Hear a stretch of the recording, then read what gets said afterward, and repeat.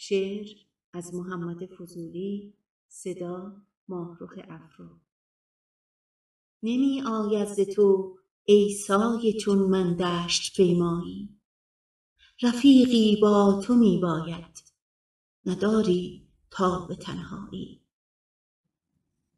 شدم رسوا برافکن پرده از رخسار عالم را، به خود مشغول کن یک دم نجاتم ده ز رسوایی.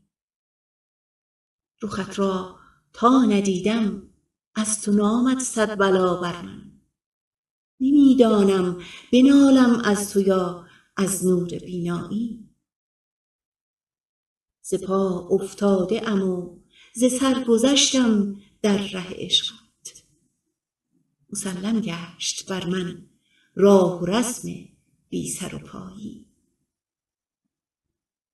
از آنم دل نشد جایی مقید ماند سرگردان، که من هر جا که دیدم دلربایی بود هر جایی. نه چون رویت گلی بشکفت در گلزار محبوبی، نه چون قدت نهالی زد سر از بستان رعنایی.